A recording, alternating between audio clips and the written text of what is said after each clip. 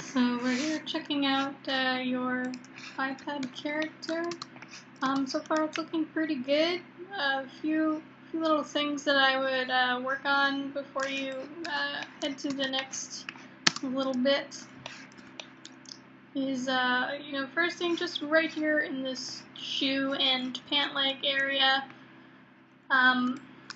you can see kind of the inside of the pant leg here. We've got kind of this little lip kind of thing going on. So we come to the bottom of the pants here, and then we've got the pants coming up, and then inside, just in this little area right here. Now, ideally, the shoe, you're going to want to make it so that it's able to fit inside of that hole. Right now it's lining up pretty evenly with the pant leg, so really what I would suggest is just going to your vertex mode and just using your scale tool to scale this out a little bigger, okay? Because at some point the idea is going to be to put the shoe inside of the pants, alright? Now, that does make it, probably a little too big, so we can always just scale this in and grab the inner part right here, okay? We can scale that out a little bit, alright? I'm just going to use, I've just grabbed all of these on the inside, okay? And I'm just going to hit Shift period, okay? So that's the greater than symbol. That selects every vertex that is next to the vertices that I have selected. So that's going to select those guys on the bottom, on the inside, without selecting the ones on the outside here. And we can just scale that up to make that a little thinner, so that we'll be able to fit the shoe inside of the pant leg at some point. Okay? So that's all good. Another thing that I would take a look at is your chest area here. Going out towards the shoulder and towards the arm. This is going out really, really far. I would bring this in quite a bit. So let's take a look at what we're working with here. I'll go to X-ray mode. Okay. And I would definitely move this in, because what's going to happen here is if you leave it out here and we go ahead and mirror it over later, it's kind of hard to tell at first when you're first kind of starting modeling and everything, but you'll be able to eyeball this a little bit better later. You don't have to actually do this whole mirroring process that I'm doing right now. I'm just using it as an example to kind of show you what's going to happen with that. Okay, so once we have it mirrored and we're kind of visualizing how this chest looks, we can see because the shoulder is coming way out here, we get this really, really blocky, giant chest area, okay? So it's just too thick. So I'm just going to go back on that.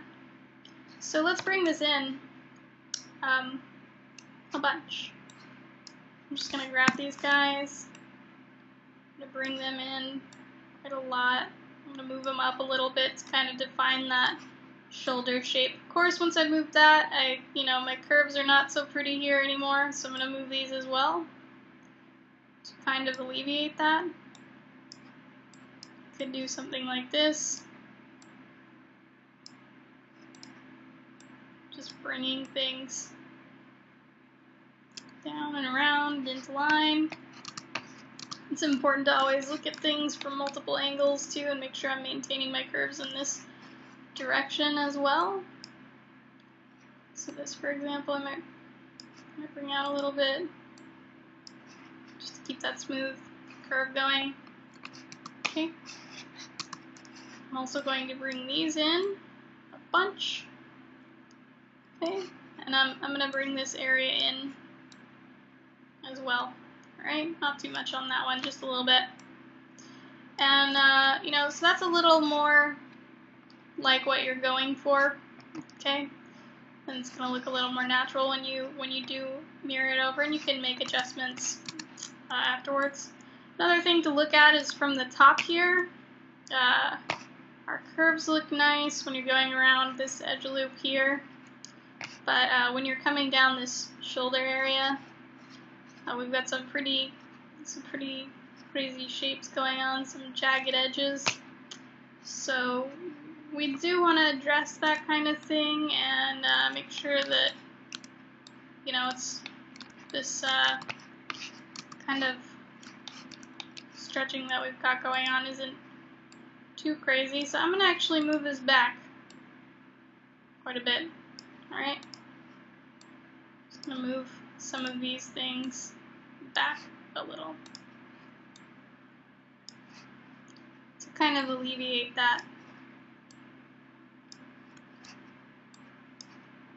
Of course, you know, anytime I move something, a lot of other things are going to wind up probably having to move as well, okay?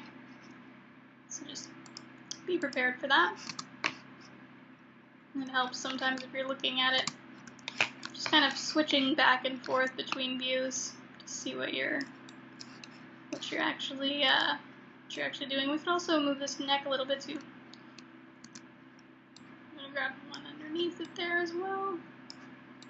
And I could just move this forward a little bit to help straighten out these lines, because we don't want these kind of zigzagging lines going on. If we can help it, we want everything to kind of follow a smooth path, if you will. At least somewhat smooth.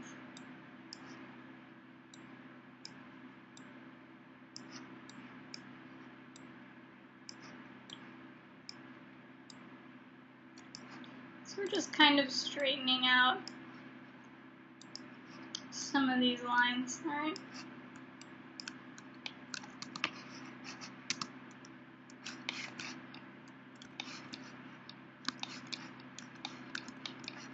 It's nice and pretty from above. Okay, let's look at it from the side here and see how it looks. This is probably a little bit much. This might also be better served just down a little bit, okay?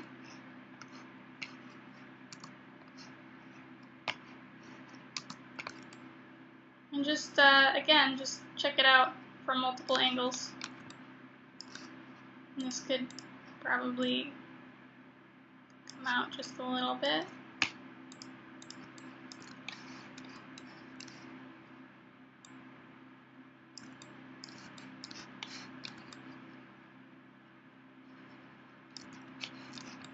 Okay, so yeah, just work on your shaping in that shoulder area, alright?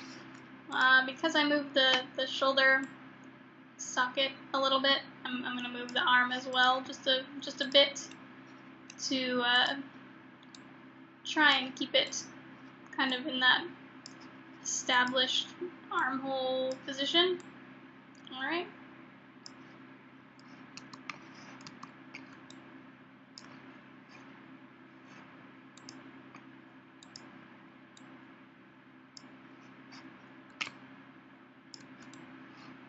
Okay. So yeah, just take a look at those things. Make sure that everything's flowing really nicely. And of course, now that we have made our torso much skinnier, our arm is way out here in limbo. So we'll, of course, want to move that closer as well. Okay, so it should look something like this at the end. Probably could even go a little thinner in the body area here with the chest and the abdomen, okay? But that's kind of the idea, to keep everything nicely in proportion. So that's all for this video. Thanks for watching, and let me know if you have any questions about anything, and happy modeling!